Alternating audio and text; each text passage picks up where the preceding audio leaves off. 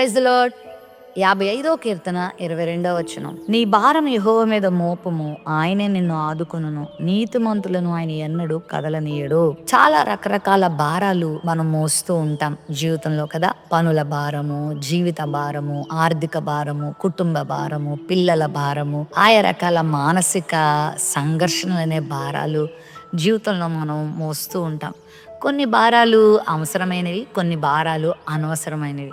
కొన్ని భారాలు అర్థవంతమైనవి, కొన్ని భారాలు అర్ధరహితమైనవి. అయితే ఏ భారం అయినా మన పక్షంగా మోసే దేవుడు మనకున్నాడు. ఆ విషయం మీకు తెలిస్తే మీకు ఆశ్చర్యంగా ఉందేమో. మీ చింత యావత్తు నా మీద వేయండి, నేను మిమ్మల్ని గురించి చింతించుచున్నాను అంటాడు. మన చింతలను భరించే దేవుడు, మన వ్యసనములను భరించే దేవుడు, మన బాధలను భరించే దేవుడు, మన వ్యాధులను భరించిన దేవుడు. వాస్తవం చెప్పాలంటే మన పాపాన్నంతటిని భరించిన ఆయనే. లోక పాపములను మోసుకుని పోచున్న దేవుని గొర్రెపిల్ల అని ఆయనకు పేరు వచ్చింది కదా. మన భారాలన్నిటినీ భరించేటువంటి దేవుడు మనకున్నాడు. మరి నీ భారం ఆయన మీద మోపుతున్నావా? ఈ వాగ్దానం వీక్షిస్తున్న నీ జీవితం ఇప్పుడు చాలా భారాలు మోస్తూ ఉన్నది కదా. తీసేయి నీ భారం అంతా ప్రభు మీద వేసేయి.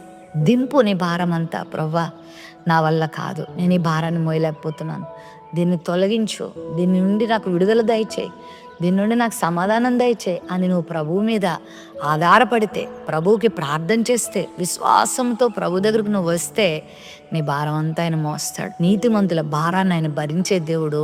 వారిని ఆయన కదలనిచ్చేవాడు కాదు. ఏ పరిస్థితి నిన్ను కదలనివ్వదు, ఏ వ్యక్తి నిన్ను కదలనివ్వలేరు. దేవుడు స్థిరంగా బలంగా నిలబెడతాడు.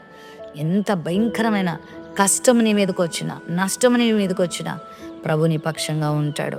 యోబుకు భయంకరమైన కష్టం, కదిలిపోయి చెదిరిపోయి అడ్రస్ లేకుండా అయిపోవలసిన పరిస్థితి. కానీ కించిత్తు కూడా యోబు కదలలేదు, విశ్వాసంలో జడవలేదు, వెనుదిరిగిపోలేదు, స్థిరంగా నిలబడ్డాడు, అద్భుతాలు చూశాడు. తన భారం అంతా ప్రభు మీద వేశాడు. ఈరోజు నీ ఆరోగ్య భారం, నీ కుటుంబ భారం, నీ జీవిత భారం, నీ ఆర్థిక భారం, నీ సేవా భారం, నీ పిల్లల భారం అన్ని ప్రభు మీద వేయి. ఆయన చూసుకుంటారు. నీ జీవిత భారాన్ని భరించే దేవుడు, నిన్ను ఒడ్డుకు చేర్చే దేవుడు ఆయనే కనుక నీకు మేలు చేస్తాడు. ప్రేమ నమ్మకం లేని మా తండ్రి, మా భారం భరించువాడా, మమ్మల్ని ఆదరించువాడా, నీతిమంతుల్ని కదలనివ్వకుండా నిలబెట్టువాడా నీకు స్తోత్రాలు. ఎలాంటి భీకర పరిస్థితులు నీ బిడ్డలు ఎదుర్కొంటున్నా, నీ బిడ్డల్ని మీరు బలపరచండి, వారిని ఆదుకోండి, వారి జీవితంలో అద్భుతాలు చేయండి. ఆయన నీ కొరకు సాక్షులుగా నీ బిడ్డలు నిలబెట్టమని యేసు నామములో ప్రార్థిస్తున్నాం తండ్రి. ఆమెన్.